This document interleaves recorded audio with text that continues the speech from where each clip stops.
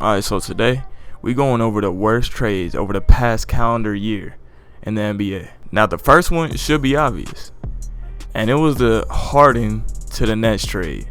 Now I don't know why the Houston Rockets decided to do this to themselves, but they basically fleeced themselves. In the end of the day, what they got for James Harden was 9 picks, 5 of them swaps. And 4 of those first round picks that they got are most likely going to be in the late 20s because the Nets are going to be a good team. And 2 of those swaps they're probably not even going to be able to use. Dante Exum, DJ Wilson, Avery Bradley, and Kelly Olynyk. For the best shooting guard on the planet, that's what they got. That's crazy to me, and they're just fucking stupid. But if you look at what they could have had from that trade, they could have just taken Caris LeVert and Jared Allen, and it would have been a whole lot better for their team. And I'm surprised that they didn't want to get Dinwiddie either. They just let Brooklyn keep Dinwiddie. Which Dinwiddie, I mean, you could flip him for a pick. I don't know, even later. So they settled for Victor Oladipo, and we all knew that. And which the Pacers, they fleeced the hell out of the Rockets. They gave up a glass man basically because Victor Oladipo's been in and out of injuries. And they got a great young prospect in Caris LeVert who can be, you know what I'm saying, like an all-star level scorer. Maybe not an all-star, but he can definitely put up like 20 points per game in the future. But if you look at the Houston lineup, what it would be if they just took Caris and Allen, it would be John Wall at the 1, Caris LeVert at the 2, Daniel House, or maybe Eric Gordon if they want to start him at the 3. Normally he's a bench player though, so it's probably Daniel House at the 3. Christian Wood at the 4, Jared Allen at the 5. One thing they're missing a lot right now with Christian Wood is rim protection, and Jared Allen would help that a lot. Now, would it be kind of weird to have like 2 7-footers in the front court in 2021? Maybe, but that's not, I mean, you're tanking that. You don't really need to worry about that. And Steven Silas can probably make it work. He's been a great offensive coach the whole time he's been in the league.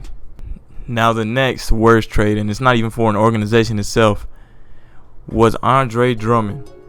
Right after he got traded to the Cleveland Cavaliers for like Brandon Knight, John Henson, and a 2nd round pick, people knew his value, and they knew that he had like no value at that point, especially with that freaking crazy contract. So no team lost in this at all, because I mean, how could you lose in a trade where you're just getting rid of a guy that really has no impact? But Andre Drummond, the next season in Cleveland, he's shooting like 43% at the rim or some shit, something terrible. Like, as a center, you're shooting 43% at the rim. Like, I understand like Trae Young or some shit. I mean, like, he's like half the size of the defenders he's going up against. But Andre Drummond shooting 43% at the rim. That just turns teams off, and they don't want to take him. But the biggest loser was Andre Drummond. This motherfucker went from getting a damn near $30 million payday to now getting paid like $2 million in Los Angeles. So, I mean, can he contribute to a contender and maybe rebuild his reputation? Yeah, but he's never going to get paid like that again. And, well, if you're an Andre Drummond fan, I feel bad for you.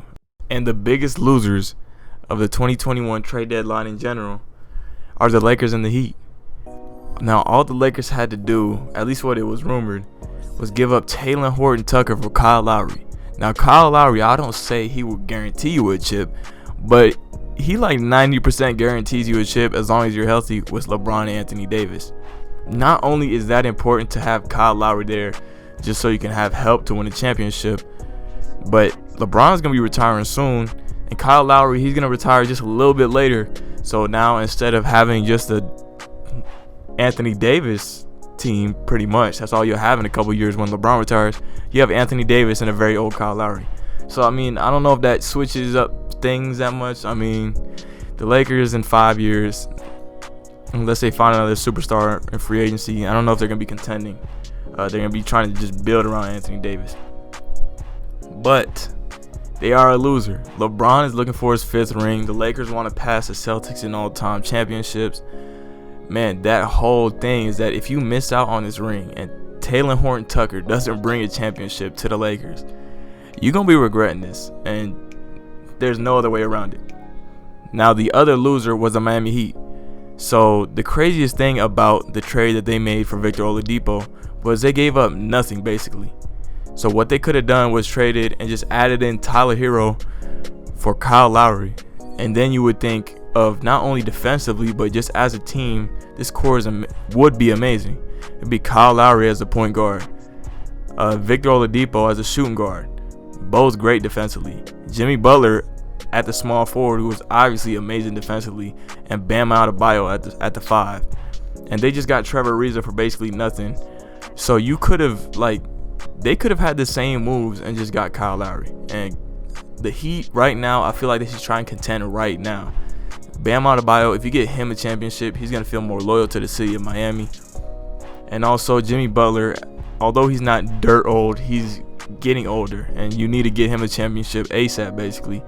You know, if you want to hang his jersey up in the rafters. We know how much Jimmy Butler is loved to the city of Miami. So, but yeah, Kyle Lowry on either of those teams, I don't know if it makes the Heat the favorites in the East, but they definitely top 2 favorites in my book if they get and add Kyle Lowry. And obviously the Lakers are the favorites in the West right now as long as they're healthy. With Kyle Lowry, that just makes it even better.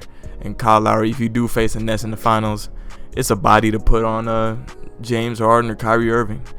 And then, I mean, if you face the Bucks in the finals, it's a body to put on Drew Holiday. So those 2 teams took a big L. And I feel like the Lakers will regret it.